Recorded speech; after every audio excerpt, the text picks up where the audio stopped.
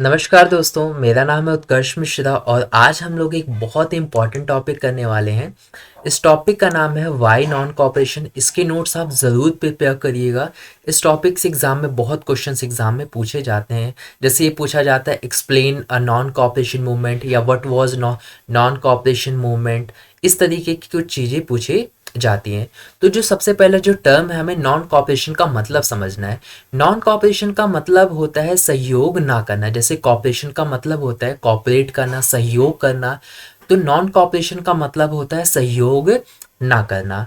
गांधी जी की एक famous book है, in his famous book Hind Swaraj, जो कि 1909 को लिखी गई थी। ये एग्जाम में पूछा जा सकता है कि हिंद स्वराज कब लिखा गया था और किसके द्वारा ये लिखा गया था।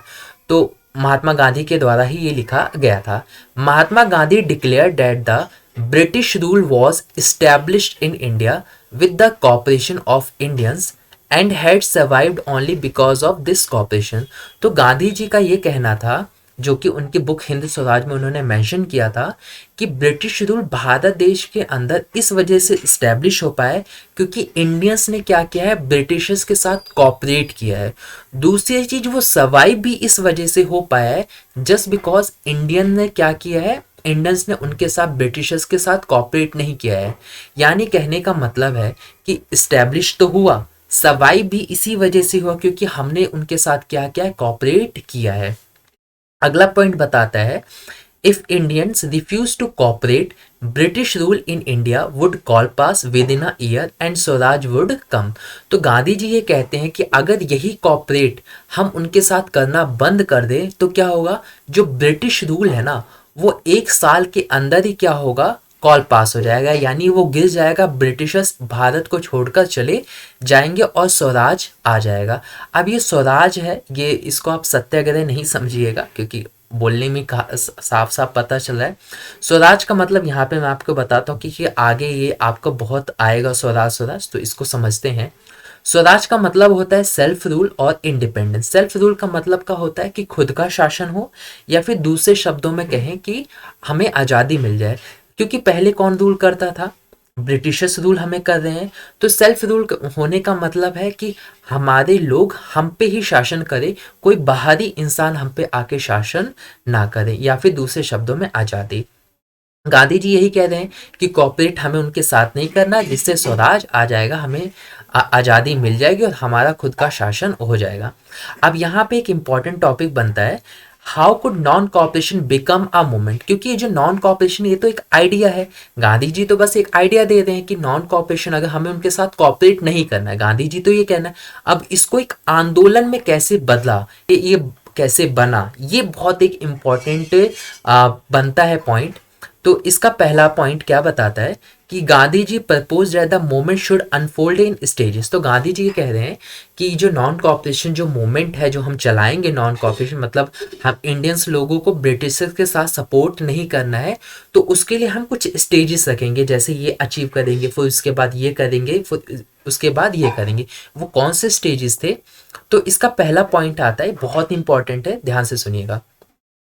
It should begin with the surrender of the titles that the government awarded.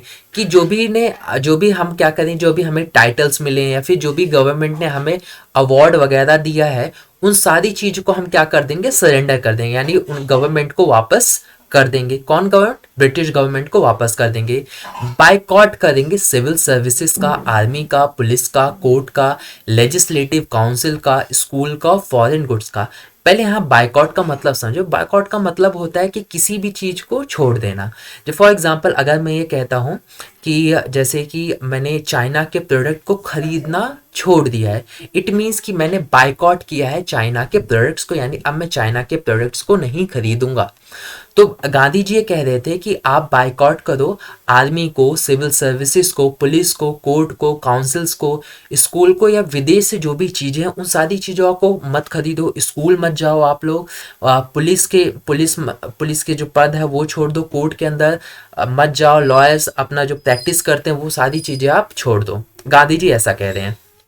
Then दूसरे पॉइंट में क्या बताते हैं वो, then in the case the government use repression. क्योंकि गवर्नमेंट क्या करेगी, रिप्रेशन करेगी, यानी हम पे वो दबाव डालेगी, हम पे, हमको सीधा करने के लिए कुछ स्ट्रिक्ट स्ट्रिक्ट तरीकों का यूज करेगी, तो हम क्या करेंगे, a full civil disobedience campaign would be launch. Civil disobedience, again ये वर्ड आ रहा है, इसको मैं आगे बताऊंगा, अभी नहीं बताऊंगा।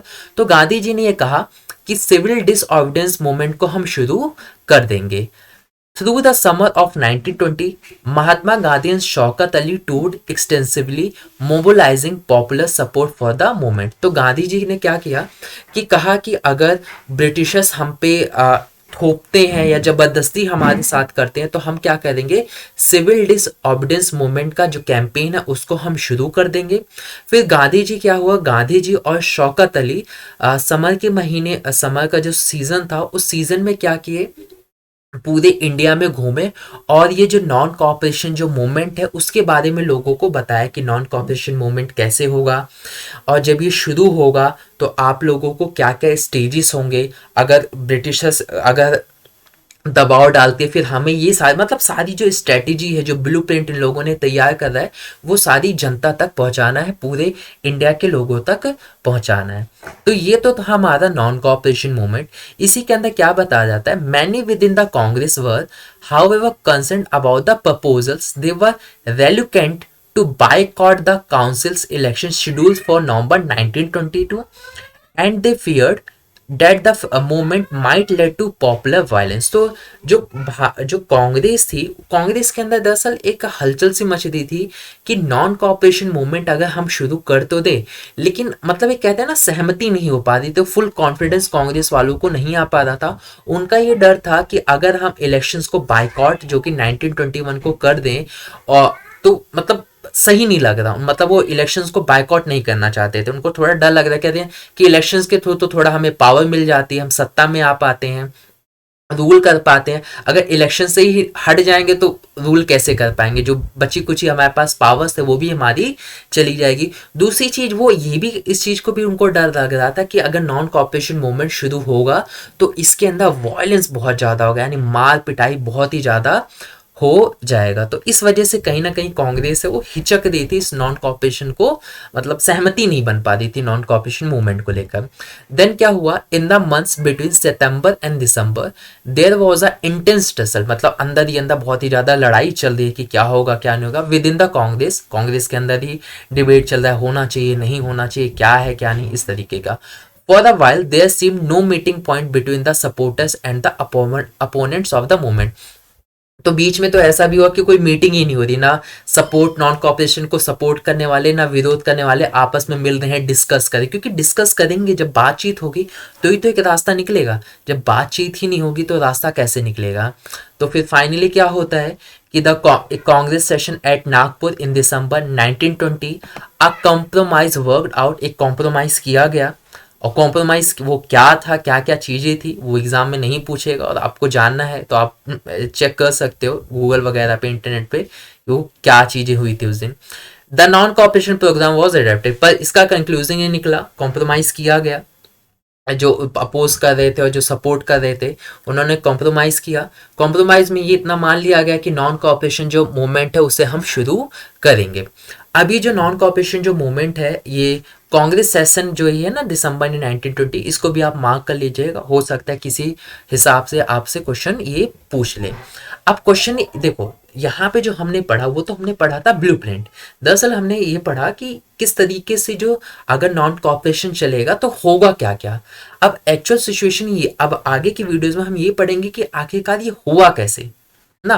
पहले ये होता है how did the movement unfold, movement unfold कैसे हुआ, हु पार्टिसिपेटेड इन, कौन कौन से लोग हैं जिन लोगों ने पार्टिसिपेट इसके अंदर किया, how did different social groups conceive of the idea of non cooperation, यानी किस तरीके से अलग अलग सोशल ग्रुप्स ने इस नॉन कॉपरेशन के आइडिया को अपने हिसाब से मतलब उन्होंने इनको इसके प्रति उनकी क्या राय थी, यानी भारत देश के अंदर जो अलग अलग लोग हैं, डिफरेंट पीपल है, उनका इस नॉन कॉपरेशन मूवमेंट को लेकर क्या सोचना था, उन लोगों ने इस पर अपनी क्या राय रखी, क्या प्रतिक्रिया थी, कितने लोग जुड़े, क्यों नहीं जुड़े, क्या प्रॉब्लम्स रही, ये सारी चीजें हम जो है नेक्स्ट वीडियो के अंदर डिस्कस करेंगे।